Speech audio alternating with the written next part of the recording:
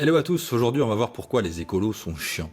Alors pourquoi les écolos sont chiants? C'est vrai que ça fait longtemps que je voulais faire une vidéo là-dessus, parce que c'est vrai que les écolos sont chiants, ils nous gonflent avec toute leur morale, faut faire ci, faut faire ça, tu dois pas faire ci, tu dois pas faire ça. Si ça continue, on va avoir une dictature écolo, où on va être carrément en confinement écologique. Eh bien voyons tout cela en détail dans cette vidéo. Alors oui, les écolos sont relous. D'ailleurs, j'ai moi-même fait chier tout le monde pendant des années. Mais ça a changé, et je vais vous dire pourquoi. Alors les écolos sont chiants, parce qu'ils veulent qu'on prenne moins la voiture, ils veulent qu'on prenne moins l'avion. Alors que c'est hyper pratique. Et c'est génial de voir le monde, de le découvrir aussi facilement. Ils veulent qu'on mange moins de viande, moins de produits industriels, parce que la biodiversité est en danger et qu'on a perdu 60% des animaux sauvages en 40 ans. Ils veulent qu'on achète plus de fringues chez Primark, chez Zara, parce que ces grandes marques, elles polluent à tout va, exploitent l'humain. Ils veulent qu'on n'utilise plus de plastique, parce qu'il y en a plein les océans, alors que c'est tellement pratique le plastique. On n'a pas trouvé mieux. Ils veulent qu'on mange bio, qu'on mange de saison, parce que 98% des eaux de surface en France sont polluées par des herbicides, par des pesticides, et qu'il y a de moins en moins d'abeilles par exemple,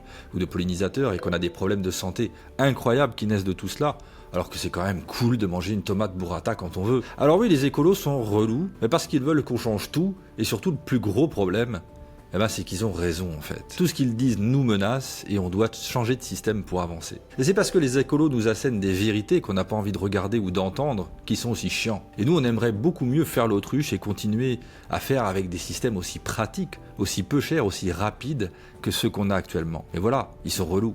Mais ils ont raison. Seulement il y a tout de même un point de vue où je vais me faire l'avocat du diable et vous dire que oui, les écolos sont aussi chiants pour un point où ils ont tort cette fois-ci. Un point qui fait que moi je ne fais plus chier personne, hormis peut-être vous qui écoutez cette vidéo. Je pense que si les écolos sont parfois très mal perçus, c'est qu'ils communiquent pour moi de la plus mauvaise des manières pour bon nombre d'entre eux. Et vous aurez remarqué, je ne me mets pas dans le lot car je ne me considère pas forcément comme un écolo. J'aime pas trop ce terme d'ailleurs parce que ça sépare, ça clanifie les choses. Moi je me considère comme quelqu'un qui a des convictions et qui fait ce qu'il peut.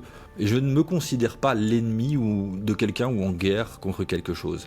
Donc cette manière de communiquer, moi je l'ai personnellement changé de mon côté. Vous savez, il y a deux motivations principales chez quelqu'un pour changer son état, sa condition, sa vie. La première, c'est qu'il a une douleur tellement forte, une frustration tellement forte, qu'il va changer quelque chose dans sa vie pour quitter cet état de douleur et de frustration profonde et en construire un autre, construire une nouvelle identité. Ça, c'est la version qu'on va appeler le quitter-le. La deuxième voie, c'est la personne qui a vu un exemple, qui a vécu une expérience au contact de quelqu'un, qui a découvert une situation, une identité, un style de vie ou que sais-je, qui lui fait tellement envie, qui le motive tellement, que cette personne va tout faire pour obtenir cela dans sa vie, pour devenir ça, pour atteindre tel ou tel résultat ou pour changer X ou Y habitude. Et ça, j'appelle ça le aller vers. La manière principale que les écolos utilisent aujourd'hui pour véhiculer leurs idées, elle est en mode quitter-le. La culpabilisation, le jugement, parfois au mieux la volonté de responsabiliser, et puis le manque. On va plus pouvoir faire ça, va falloir diminuer ça, va falloir se priver de ça. On vous focalise à fond sur le manque. Et tout le lot de dérives autour de cela, dont on sait pertinemment que ça ne marche pas.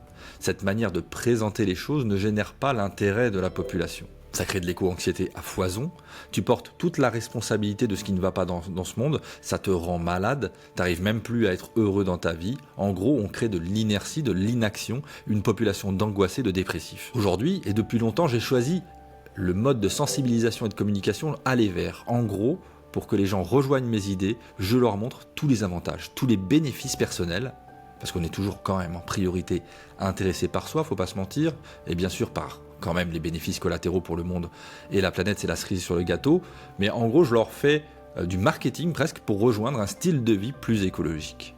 Et puis l'idée, c'est qu'on va montrer plutôt que dire, parce qu'il y a aussi beaucoup de gens qui disent, qui parlent comme des livres, mais qui ne montrent pas grand-chose. Alors quelques exemples, par exemple pour manger bio. Moi je dis aux gens que c'est bien meilleur au niveau du goût. Goûte-moi cette tomate, goûte-moi ce vin biodynamique. Je suis sûr que depuis des années, t'as pas goûté quelque chose comme ça. Et j'ai converti un max de monde au bio et au vin biodynamique, par exemple, par gourmandise, plutôt que par conviction. Autre exemple, moi j'adore prendre le train parce que je peux bosser dedans, je peux lire un bouquin, je peux dormir et j'arrive 1000 fois à plus reposer. Et puis avec certaines applications, c'est super facile de prendre le train, regarde. Alors évidemment, je ne parle pas des comparaisons de prix par rapport au train, c'est une autre considération. Parce que ça joue bien évidemment dans la balance. Autre exemple, vous connaissez pas les toilettes sèches? Ouais, c'est top, allez-y, essayez, vous allez voir, je vais vous montrer. En plus, ça réduit ma facture de tant d'euros par an, ça réduit ma facture de tant de fertilisants par an, grâce au compost que je génère avec mes toilettes sèches. Venez voir, je vous montre. Et les gens s'aperçoivent qu'au final, il n'y a pas plus de mauvaise odeur qu'ailleurs et c'est pas si compliqué que ça. Voilà, vous comprenez, je pense, avec ces quelques exemples, ce que je veux dire. On met du fun là-dedans, on met de la joie. Il y a des moments où vous allez dans des réunions écolo, on se demande parfois si les gens se marrent. Ce monde, ça respire un petit peu la dépression, hein. On va pas faire beaucoup d'adeptes avec ce genre de modèle, je vous le dis, hein. Donc il y a toujours deux façons de regarder un verre, de regarder le moitié rempli ou le moitié vide. L'autre jour, je discutais avec ma femme du film Demain, par exemple. Vous savez, le fameux film de Cyril Dion et de Mélanie Laurent, qui a été un vrai phénomène, hein. Le nombre de personnes qui ont créé des initiatives grâce à ce film, c'est incroyable. Des fermes, des gens qui se sont lancés dans des projets pro, solidaires, etc. Pourquoi ? Parce qu'il a été positif, parce qu'il a été joyeux, parce qu'il donnait de l'espoir. Tout simplement parce qu'il était focalisé sur l'abondance, sur le aller vers, et pas sur le manque ou le quittez-le. Par contre, il y a des années, j'ai rencontré une personne qui était caméraman sur le film, et qui pendant 1h30 m'a dit à quel point le film a été chronophage en énergie, c'est pas bien, c'était nul, gna. Le gars était focus là-dessus, c'était incroyable. Alors chacun se focus sur ce qu'il veut. Moi j'ai choisi de me focuser sur le verre plein. Et sur une manière de communiquer dans mon environnement avec les gens que j'accompagne qui est dans la joie, la bonne humeur, et surtout dans le mouvement en avant et dans l'action. Et comme je le dis souvent, eh bien il vaut mieux des millions d'éco-conscients imparfaits qui font quelque chose avec positivité et en le montrant plutôt qu'en le disant, qu'une élite d'écolos parfaits dans leur entre-soi qui nous font chier. Voilà, c'est dit. Alors, j'ai envie de vous dire, messieurs, dames, donnez envie, focus sur ce que nous gagnons en changeant et non perdons. Arrêtons d'être tristes, soyons heureux du mieux possible, et c'est peut-être déjà la première écologie qui soit. Ciao à tous.